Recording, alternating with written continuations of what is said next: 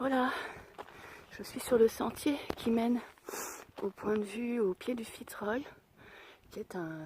on ne voit pas là, il est derrière, je pense que c'est ce qu'il y a derrière là-bas. Donc qui est une montagne en pic. Et c'est le sentier le plus emprunté, le plus connu, et qui est de difficulté moyenne, selon le panneau de l'entrée. La dame m'a dit, au bureau d'accueil, que c'était 4 heures aller, 4 heures retour. Bon, moi je marche pas très rapidement, alors je compte 10-11 heures. Facile. Et là j'ai passé le premier kilomètre. Je suis déjà essoufflée. J'ai pas trop d'endurance. Donc je vais m'efforcer de marcher pas trop vite.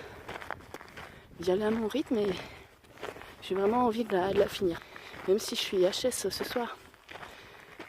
Même si j'ai un apéro avec une fille du groupe, mais bon, on va faire ce qu'on peut. Et c'est magnifique déjà. Ça fait 2h30 que je marche. Et le but en fait c'est d'aller au pied de la montagne. Et ensuite il y a une grande montée, je sais pas. Une grande montée qui a l'air assez ardue d'après ce que j'ai lu.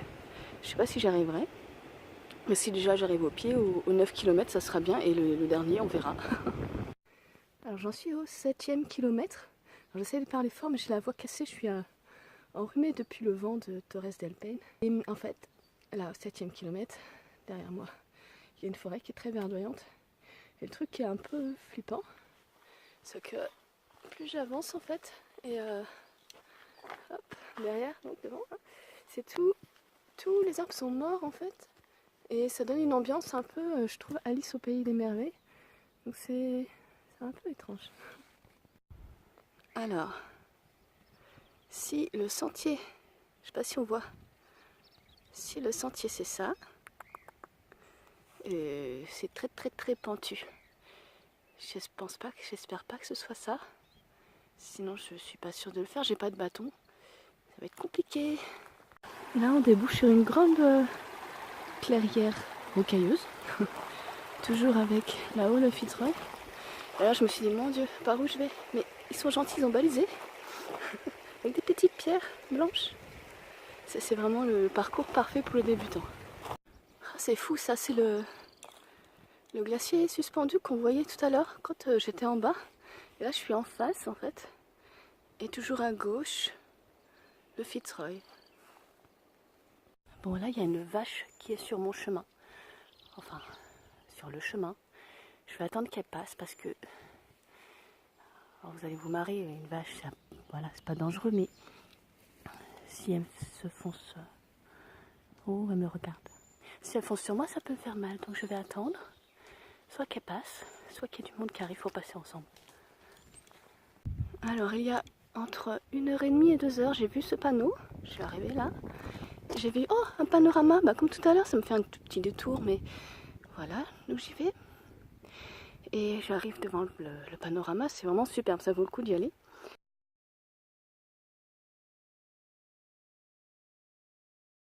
Et j'oublie en fait que c'est un détour.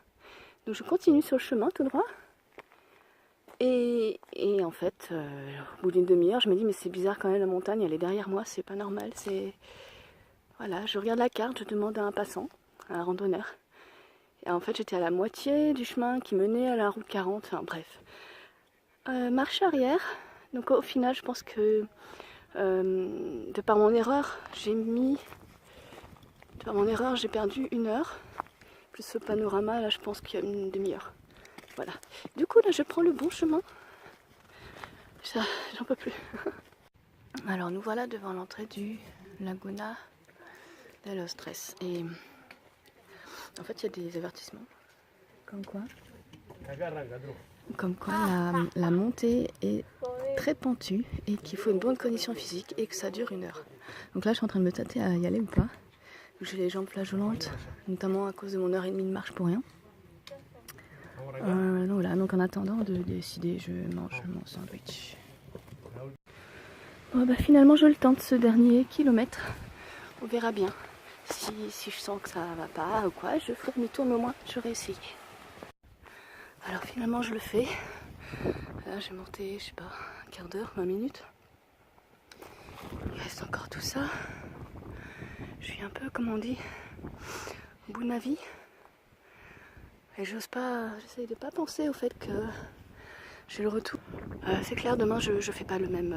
Il y avait un autre trek de prévu, que je m'étais prévu, qui a à peu près le même nombre de kilomètres. Je connais pas la difficulté, mais là demain je pourrais pas. Je commence à avoir mal aux hanches, aux genoux. On monte tellement haut qu'on commence à avoir de la neige. Là. Et on arrive en haut, je crois. Là, il y a les sommets enneigés, ça a l'air d'être plat. Oh non, ça monte encore, sérieux. Regardez. Encore là, là, là. Là. Bon, maintenant que je suis là, je vais aller au bout. Ça y est, au bout d'une heure de marche, je suis arrivée tout en haut. Hop là, ça n'a pas été simple. J'ai failli abandonner 2-3 fois. Mais au final, c'est magnifique. J'ai l'impression que la descente, je vais faire attention à mes genoux parce que je sens que ça commence à tirer. C'était vraiment magnifique là-haut, ça valait le coup. Maintenant, là, il est 14h30, quasi 15h45. Mais c'était une super expérience. Je le ferai pas tous les jours, je le ferai pas demain.